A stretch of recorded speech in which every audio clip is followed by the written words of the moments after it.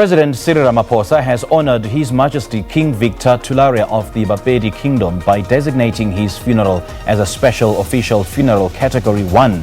The King passed away on Wednesday, the 6th of January at the age of 40. The late King is lauded for having played a major role in sowing the seeds of unity in the BaPedi Kingdom. He will be laid to rest in Sekhukhuneland in Limpopo on Sunday, and entrepreneur and one of his advisors, Groovin Nchabeleng, joins us this morning to pay tribute to the King. Mr. Nchabeleng, a very good morning to you. Thanks for joining us. Welcome to the show. Good morning, Simpiwe. Good morning to Morning Live viewers. Thank you for inviting me.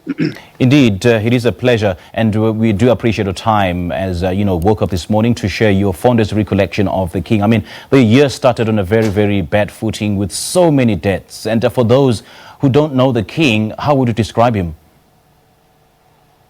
I think, Simpiwe, like I indicated, thanks for inviting me this morning. The King assumed his role as the King of BaPedi Nation sometime last year in 2020, after the president have recognized him as the King of BaPedi Nation.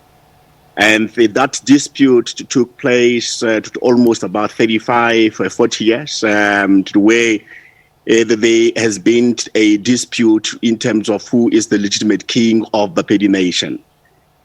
His uncle was the acting King Sekhukhuneland. Then his father passed away in 2007. And immediately after that, there was an Limpopo commission that was constituted or commissioned by the South African government. And that particular Limpopo commission indeed confirmed and affirmed that His Majesty King Thulare III of BaPedi Nation is the legitimate heir to the throne of BaPedi Nation. And the president and that Limpopo commission, it was the challenge by various institutions. It went to court, and finally it went to the Constitutional Court, and that particular Constitutional Court resolved that particular dispute that indeed King Thulare III he is the legitimate King of BaPedi Nation. And immediately after that, the president did not even waste time and recognized the King Thulare III as the King of BaPedi Nation. And it happened during COVID-19, sometime last year, March, and but immediately after that, His Majesty assumed a role in creating a structure. First of his priority, it was to unify all traditional leaders in Sekhukhuneland and Limpopo under his jurisdiction, almost about 78 of them and headmen. And that was his priority, irrespective of the challenges in terms of the disputes for the past 38 years. And that was his priority to prioritize and able to unify the traditional leadership under his jurisdiction. BaPedi Nation is a very proud nation, to almost 5 million that is speaking BaPedi Nation under his jurisdiction. And immediately after that, also what he did, it was also to prioritize and create a structure. He therefore appointed various entities, including legal firms like Fasken, to create a structure.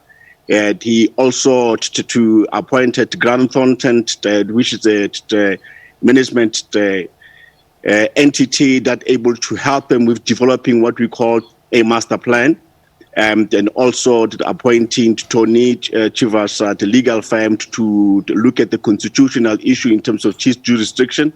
He also appointed the legal firm, the Matthew Posa, to look after the governance of the traditional leaders in Limpopo. So that was his priority. But the most important thing is that in creating that integration and able to say that let me create a master plan. That particular master plan, it was going to actually be able to ensure that there's that particular integration in BaPedi Nation so far as the infrastructure that was his priority in terms of development. Mr. Nchabeleng, you have in greater detail shared with us the kind of contribution that he made towards, well, in his kingdom. And yeah, he really was a great man. How do you think he'll be remembered, especially in his land? I think he managed to create a foundation for us to be able to continue in terms of his vision. His vision, it was quite clear. Let me make a difference for BaPedi Nation and BaPedi speaking people, 5 million of them. Let me create what we called a legacy project, where he wanted to develop a city in Sekhukhuneland. They're taking advantage of all the minerals and the infrastructure that they've been blessed in Sekhukhuneland. So that was his priority. We're out of time, unfortunately, but just briefly take us through what will be happening tomorrow and how the proceedings will be playing out. The funeral will take place tomorrow at 8 o'clock and in the Royal Palace in Sekhukhuneland, Moshalesi.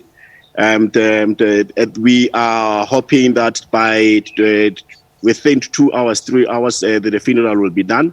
But the family will do their own rituals from 6 o'clock.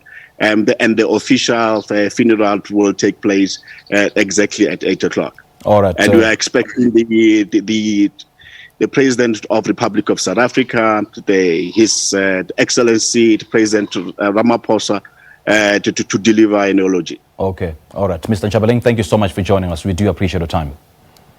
Thank you. The king of the BaPedi Nation, Cyril Thulare III, has died. He died on Wednesday, hardly a year after being inaugurated. We just spoke to one of his advisors, Groovin Nchabeleng.